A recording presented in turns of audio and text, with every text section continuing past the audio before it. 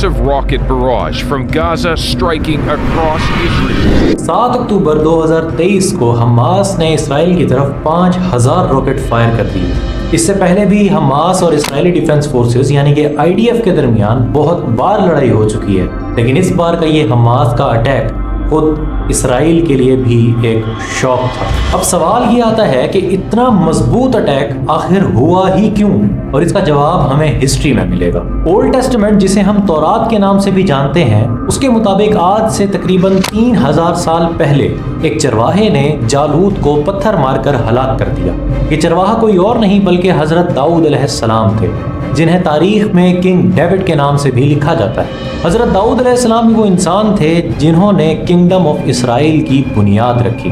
उनके बाद उनके बेटे हजरत सुलेमान अलैहिस्सलाम यानी कि किंग सोलोमन इसराइल के बादशाह बने। अब ये वो वक्त था जब ज्यूज यहाँ पर बहुत ही बड़ी तादाद के अंदर मौजूद थे, और उस वक्त इसराइल का कैपिटल जेरूसलम था, और जेरूसलम में ही हजरत सुलेमान अलैहिस्सलाम यानी कि किंग सोलोमन ने फर्स्ट टेंपल कायम किया था, जिसका नाम था टेंपल माउंट। ये टेंपल माउंट ही था जहाँ पर ज्यूज जाके अपनी पूजा किया करते थे। अब 586 BC में बेलबोनियंस आते हैं और इस टेंपल को तोड़ देते हैं।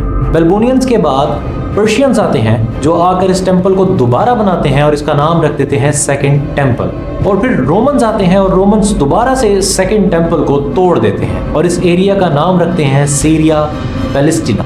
और इस नाम को रखने की वजह भी यही थी कि ज्यूज का इस एरिया से लिंक बिल्कुल ही ख़त्म कर दिया जाए, और इसी दौरान बहुत सारे ज्यूज अपने एरिया को छोड़कर यूरोप की तरफ मूव कर जाते हैं। उन्हीं बचे हुए लोगों में से एक ख़ानदान में हज़रत ईसा अलैहिस्सलाम की पैदाइश होती है। अभी यहूदियों को हज़रत ईसा की मौजूदा पैदाइश हज़म ही नहीं हुई थी कि हज़रत ईसा ने जुडाइज़्म से हटकर तबलीग शुरू कर दी। कुछ लोग हज़रत ईसा के साथ हुए, लेकिन बहुत से लोग उनके खिलाफ थे। अब यहूदियों ने ये प्लान किया कि क्यों ना हज़रत ईसा को रास्ते से ही हटा दिया जाए, और उन्होंने इस प्लान को एग्जीक्यूट भी किया। इवन आज तक उन्हें इसी चीज़ के लिए ब्लेम भी किया जाता है, और ये भी एक ऐसा इवेंट है जिसकी वजह से ज्यूज और क्रिश्चियंस कभी एक प्लेटफॉर्म पे नहीं आ सके। ईयर 306 AD में किंग गैलेरियस की डेथ हो जाती है, और किंग गैलेरियस की डेथ के बाद उसका बेटा कॉन्स्टेंटाइन द ग्रेट इक़्तिदार में आता है। ये वही कॉन्स्टेंटाइन द ग्रेट था जिसके नाम पर इस्तांबुल का पुराना नाम कॉन्स्टेंटिनोपल था। अब कॉन्स्टेंटाइन द ग्रेट वो वाहिद किंग था जिसे क्रिश्चियनिटी बतौर रिलीजन बहुत ही ज़्यादा पसंद आई, और इसी वजह से उसने क्रिश्चियनिटी को एक्सेप्ट कर लिया, और उसके देखते ही देखते पूरे रोमन एम्पायर के अंदर क्रिश्चियंस की तादाद बहुत ज़्यादा हो गई। अब जहाँ क्रिश्चियंस की तादाद बहुत ज़्यादा हुई थी, वहीं पर ज्यूज़ के अगेंस्ट नफरत भी बहुत ज़्यादा बढ़ गई थी, और इसीलिए ज्यूज़ को बहुत ज़्यादा मारा पीटा जा रहा था, और ज्यूज़ यहाँ से छोड़कर यूरोप की तरफ मूव कर गए। अब जिस जगह हज़रत ईसा को मारने की कोशिश की जा रही थी, उसी जगह पर किंग कॉन्स्टेंटाइन ने चर्च ऑफ द होली सेपल्कर बना दिया, और ये जगह टेंपल माउंट से सिर्फ और सिर्फ 2 किलोमीटर के फासले पर है। अब टेंपल माउंट वाला एरिया तो ऐसा है कि ज्यूज उसको टेंपल माउंट ही कहते हैं, लेकिन मुस्लिम्स उसे हरम शरीफ कहते हैं। इसी एरिया में अल अक्सा मस्जिद भी थी, जिसके बारे में मैं आपको थोड़ा सा आगे जाकर ज़रूर बताऊँ। ईयर 638 AD में हज़रत उमर रोमन एम्पायर को हरा देते हैं, और यहाँ पर टेंपल माउंट के साथ डोम ऑफ द रॉक बनाया जाता है। ये डोम ऑफ द रॉक उसी जगह पर है जिस जगह पे हुजूर अकरम सल्लल्लाहु अलैहि वसल्लम पत्थर पर चढ़कर आसमान की तरफ गए थे, और वहीं पर साथ ही एक वेस्टर्न वॉल भी मौजूद है। ये वेस्टर्न वॉल वही वॉल है जहाँ पर ज्यूज अपनी पूजा करते हैं, लेकिन मुस्लिम्स के लिए भी ये एक अहम वॉल है, और उसकी वजह ये है कि ये वो दीवार है जहाँ पर हुजूर अकरम सल्लल्लाहु अलैहि वसल्लम ने बुराक को बांधा था। ये वेस्टर्न वॉल आज भी 2000 साल पुरानी ही है।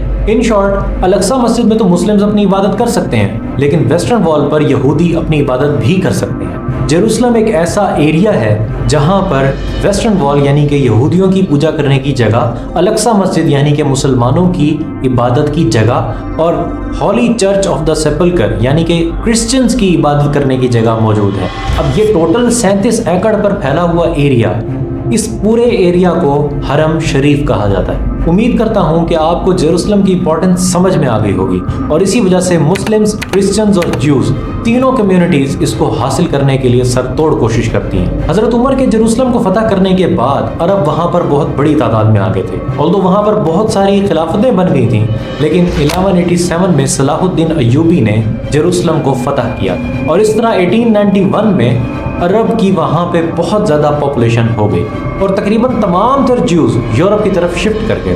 वक्त के चलते हुए यूरोप के अंदर माहौल ज्यूज के अगेंस्ट होता गया और इसीलिए ज्यूज अपने मुल्क वापस जाने की बात करते थे। आहिस्ता आहिस्ता ज्यूज का ये मुतालबा पॉलिटिकल होता गया और इसे एक पॉलिटिकल मूवमेंट की शक्ल दे दी गई, जिसे हम ज़ियोनिज़्म मूवमेंट कहते हैं। इस ज़ियोनिज़्म मूवमेंट का फाउंडर थियोडोर हर्ज़ल था और इस मूवमेंट का सिर्फ और सिर्फ एक ही पर्पस था कि इसराइल को वापस हासिल करना। अब यहाँ पर दुनिया के पहले धमाकेदार इवेंट की बारी आती है, जो कि है वर्ल्ड वॉर 1। 1914 में स्टार्ट होने वाली ये वर्ल्ड वॉर में ब्रिटेन और जर्मनी एक दूसरे के अगेंस्ट थे। जर्मनी को तो ऑटोमन एम्पायर की सपोर्ट हासिल थी, लेकिन ब्रिटेन को अपने अलाइज ढूंढने थे। ब्रिटेन ने सोचा कि क्यों ना ज्यूज को अगर ये बात कहती जाए कि उन्हें इसराइल वापस कर दिया जाएगा तो उन्हें अपने साथ मिलाया जा सकता है। और इस बात का अंदाजा इस बात से लगाया जा सकता है कि बल्फोर डिक्लेरेशन हुआ, जिसके अंदर ये साफ साफ लिखा हुआ था कि अगर ब्रिटेन जीत गया तो वो ज्यूज को इसराइल गिरा कर रहेगा। अब यहाँ पर गेम क्या डाली गई आपने ये समझनी है। वर्ल्ड वॉर 1 जर्मनी तो हार गया,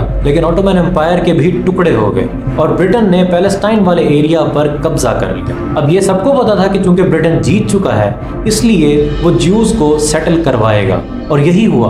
ब्रिटेन ने यूरोप से ज्यूज को पैलेस्टाइन की तरफ शिफ्ट करवाना शुरू कर दिया। माइग्रेशन का अंदाजा इस तरह से लगाया जा सकता है कि टोटल आबादी 4.7 लाख थी और उसमें सिर्फ और सिर्फ 25,000 यहूदी रहते थे, लेकिन वक्त के चलते ही ये आबादी कई लाखों तक पहुंच गई। और 1933 में शुरू होने वाली होलोकॉस्ट की वजह से 1933 से 1936 तक 2.5 लाख ज्यूज पैलेस्टाइन की तरफ माइग्रेट किए गए। होलोकॉस्ट जैसे बड़े इवेंट के बाद अब यहाँ बारी आती है दुनिया की दूसरी बड़ी जंग की, जिसे हम कहते हैं वर्ल्ड वॉर 2। 1939 में शुरू होने वाली ये वर्ल्ड वॉर फिर से जर्मनी और ब्रिटेन के दरमियान में थी और इस बार जर्मनी को अरब्स ने और ब्रिटेन को दोबारा से ज्यूज ने सपोर्ट किया। ज्यूज इसलिए भी सपोर्ट कर रहे थे कि उन्हें हिटलर के खिलाफ लड़ने का मौका मिल रहा था और ब्रिटेन का लारा तो ऑलरेडी मौजूद था कि उन्हें इसराइल मिलेगा। यहाँ ये भी बता दूं कि हिटलर वो इंसान था जिसने 60 लाख यहूदियों को कत्ल कर दिया। सेकेंड वर्ल्ड वॉर के बाद यूनाइटेड नेशंस बनाई जाती है और इस यूनाइटेड नेशंस का यही काम होता है कि कंट्रीज के दरमियान में जो झगड़े हैं उन्हें ख़त्म किया जाए। लेकिन यूनाइटेड नेशंस भी वही लोग बनाते हैं जो लोग वर्ल्ड वॉर 2 जीते होते हैं, जैसे कि ब्रिटेन, यूएस और यूएसएसआर यानी सोवियत यूनियन। अब ये साफ नज़र आ रहा था कि बेल्फोर डिक्लेरेशन की वजह से इसराइल कायम होगा और यूएन में ब्रिटेन ने बेल्फोर डिक्लेरेशन को सबमिट करवा दिया। यूएन ने 11 मुल्कों की कमेटी बनाई। उस कमेटी ने जाकर जगह का मुआयना किया और उसके बाद ये बताया कि 1/3 पॉपुलेशन ज्यूज के पास है और 2/3 पॉपुलेशन पैलेस्टाइनियंस के पास है, तो क्यों ना इसे डिवाइड कर दिया जाए। और इस तरह 1948 में इसराइल कायम हो गया और इसके ठीक 11 मिनट बाद अमेरिका ने उसे तस्लीम भी कर लिया।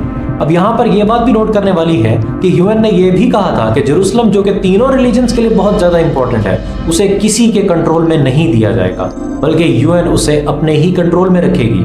अब पार्टीशन के बाद ब्रिटेन ये एरिया छोड़ जाते हैं और अरब कंट्रीज ये डिसाइड करते हैं कि क्यों ना मिलकर इसराइल को ख़त्म कर दिया जाए। इन अरब कंट्रीज के अंदर इजिप्ट, सऊदीया, जॉर्डन, लेबनान और इराक शामिल थे। इन सब कंट्रीज ने मिलकर इसराइल पर हमला किया, लेकिन इसराइल ने इन सब कंट्रीज को हराकर मजीद एरिया अपने कब्जे में ले लिया। 1964 में अरब कंट्रीज दोबारा से बैठकर मीटिंग करते हैं और तब एक पैलेस्टाइन लिबरेशन ऑर्गेनाइजेशन कायम होती है। इसका मेन काम ही ये था कि पैलेस्टाइन को वापस लेना।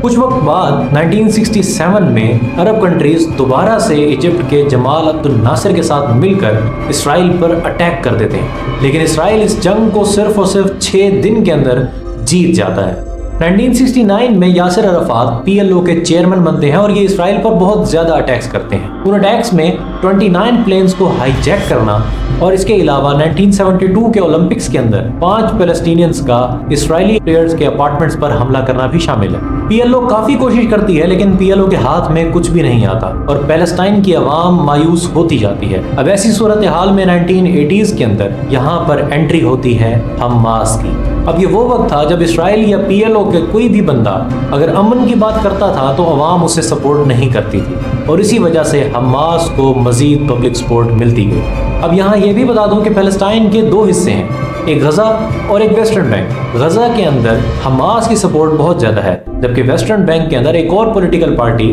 फतह के नाम से उसकी सपोर्ट ज़्यादा है।